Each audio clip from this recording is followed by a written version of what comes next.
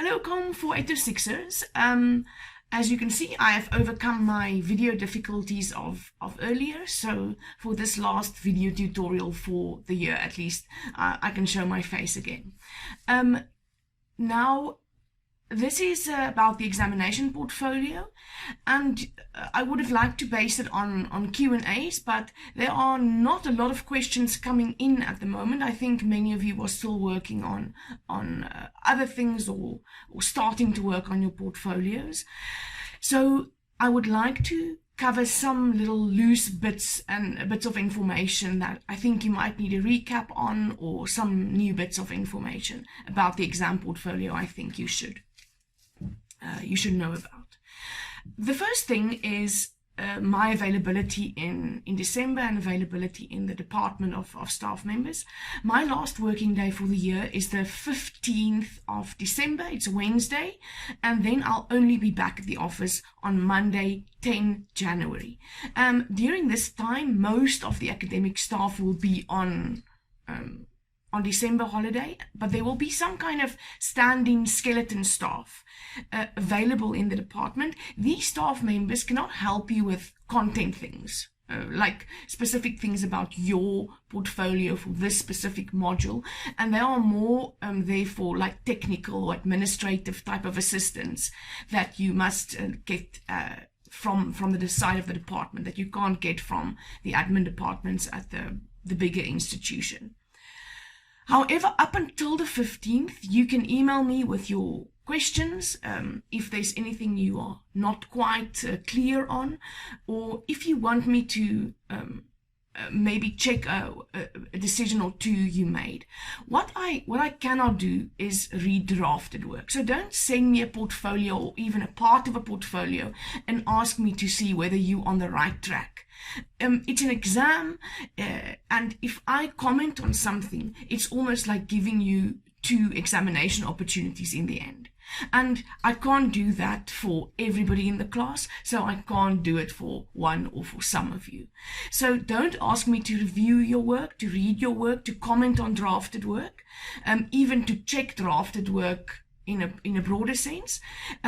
What I am willing to do, for instance, is if you send me a research problem statement that's 1 sentence and say, listen, is this a research problem? Or, Louise, I drafted 3 research questions. Here they are. Can these work? Like, reading 3 research questions, that's fine, but I can't read a section or a narrative in any way outside of those very limited little bits. For the rest, ask me about specific things you would like some information on. All right, next is, let's just recap on some of the basics of the exam portfolio. The portfolio task as set out in the tutorial letter 101 is very detailed, and you should study the task and all the related information and requirements very carefully. And it's a good idea to also check it again at the end after completing your portfolio as a kind of a checklist to see whether that you didn't miss anything. As I said, the due date for the exam portfolio is Monday, 17 January 2022. And as I warned you before, this date is set in stone. It's an examination date. And UNISA will not be open after midnight. And no late submissions or requests for extensions or any kind of stories can be tolerated for the exam. It's like if you submit something late for exam portfolio, it's like arriving at the exam venue after the exam session has ended. You can't write the exam paper then. So if you encountered a serious problem or illness that prohibit you from submitting your exam portfolio on or before the due date, you have to formally apply for an aggregate or special examination. Decisions on granting these second examination opportunities are not made by me or anybody in my department, but by the examination section of the university, according to the specific official student rules, and you'll have to pay for that second opportunity if you are granted it, and so on. So I urge you to read the student policies and rules on aggregate and special exams, and get familiar with the process and follow that process once if it is necessary for you. I will try to paste the link on the screen, otherwise you can find it in your tutorial letter 101. Okay, back to the basics. Your examination portfolio should be submitted in the same format as your other 2 assignments, a PDF document of your full Turnitin report. The maximum length of your exam portfolio is 5,000 words of content. Now that's about 14 pages of content. When I say content, I mean from introduction to conclusion, and not all the front and back matter. All the markers are informed of this maximum length, and if they feel your portfolio is too long, they will then do a word count, and they can stop marking at the 5,000 content word mark. So if you reach 5,000 words and you have not finished discussing the methodology, you will lose out on the rest of the marks for the portfolio if you hand in something that is too long. Then you must include all the sections given in the structure of the portfolio in the tutorial letter 101. And you can make your own life easier by sticking strictly to that structure. Now, the structure in the 101 is a template. So it would need you to make some little changes and some customizations to some of the wording. Like introduction, it's easy, it can stay like it is, as you can see on the screen. But look at, for instance, heading 6.3. This heading should not be method 1 and in brackets include a subheading for each method. That should be, the heading there should be your first method. So if it's partially structured interviews, that's your heading. So don't use my heading directly. This is just a template. And then also for each method, you must have a whole section like 6.3. So you'll have a 6.3, 6.4, 6.5 if you have 3 methods, and cover all the subsections for each individual method you use. What is important here is that all the necessary sections are included so that your marker can clearly see which sections are which, as the mark allocations are also done per section. So if you make a little customization, for instance, changing the wording of one method slightly, or instead of having a heading paradigm just in a generic way, have the name of your paradigmatic position in there, that is fine as long as your marker can see what is going on. If you take a decol position and for decol type reasons decide not to stick to the structure, you are welcome to do that and decolonize the structure if you want. However, it's important that you check your decisions. Every decision you make to be disobedient or different in that way must be intentional and substantiated. And your content must still be deep and detailed enough so that it warrants marks for those sections, even if you made some changes. I strongly suggest that if you do decide to tinker with the structure because of your decolonial paradigmatic position, to contact me and check with me about your heading structure or about the section you want to change or leave out or something like that, and to be sure before you hand it in that you are not going to miss out on some marks. Then another important bit is that you may not use Oak Bay or Bell Pottinger as your organizational focus. So you can't use your COM4809 project, if you've done COM4809 this year as well, as your COM4806 portfolio. You can also not use UNISA as an organization and UNISA students as a population and so on. If you have Bell Pottinger or Oak Bay or UNISA, you'll get 0. So just steer clear of it completely. And lastly, just as the deadline is strict because it's an exam, so will our treatment be of other aspects, specifically the legal aspects and aspects of ethics and academic honesty. So portfolios without a signed declaration, without proper Turnitin adherence, without a sources list, without in-text references, with problematic in-text references, And any evidence of academic dishonesty and or plagiarism will get 0, and you also run the risk of further disciplinary procedures being followed. So be extra careful, especially if you've received a warning from me during the year. Do not take a chance here with the important stuff of academic integrity. Then I've been getting some questions about the reading for the examination portfolio. I guess this is because I limited your choices for reading material, especially in the first assignment. So it's good that you are asking about what is allowed.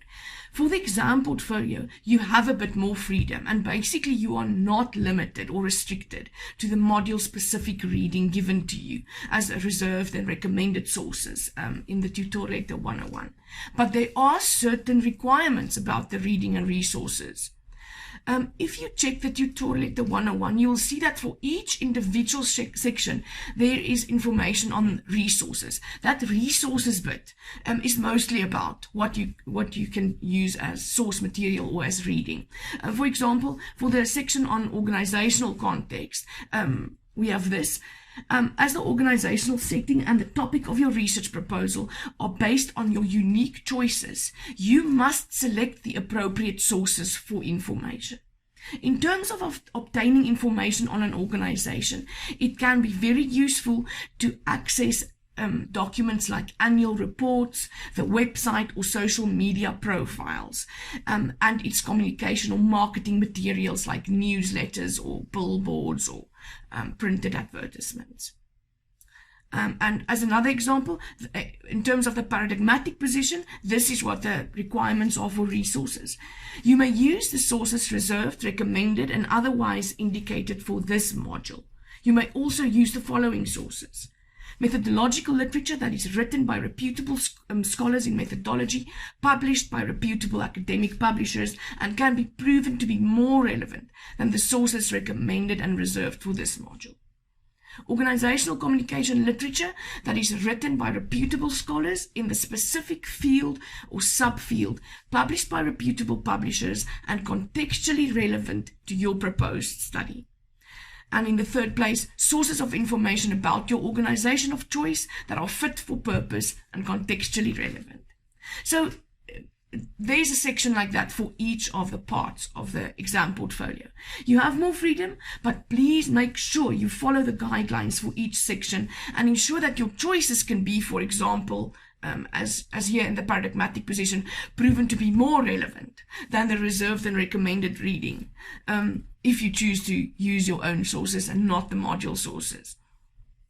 So you can't just blindly or for out of laziness or so on use other sources when it comes to aspects covered in your module sources.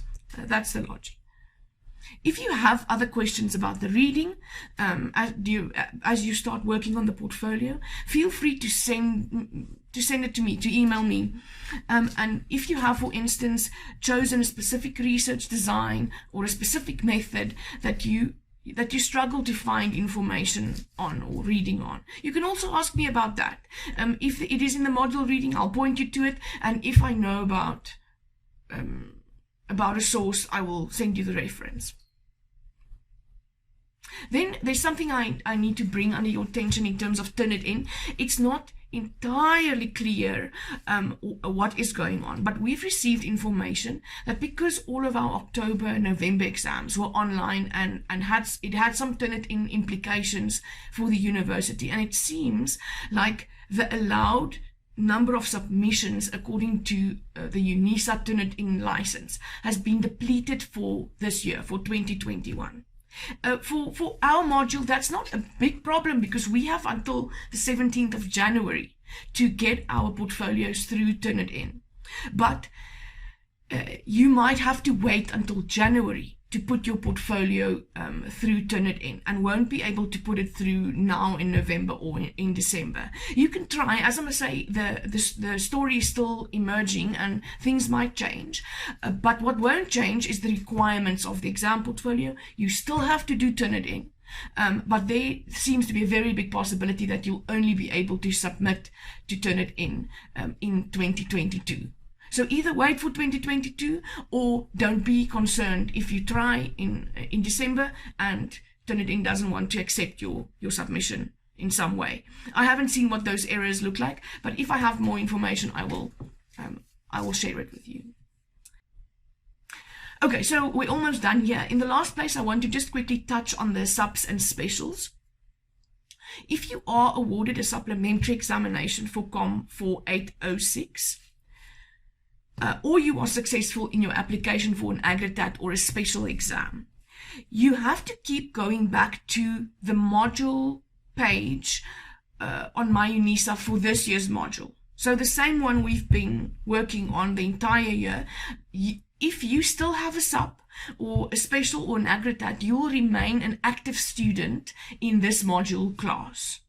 So that is where the date for the supplementary special aggregate examination will be published. We don't know the date yet. I will make an announcement via My UNISA, so keep checking your emails. It will be on My UNISA itself, so keep checking back there. And remember to ask me if somehow you lose access or something happens.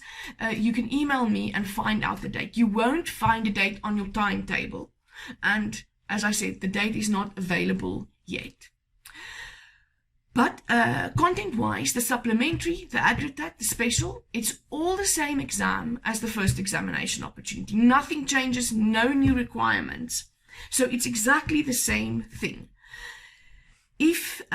So now, if you know that already, say for instance, you get an aggregate because you were ill or something happened, you don't need new guidance from me. You know what the portfolio task is that you will get as an aggregate examination, and you can start your prep.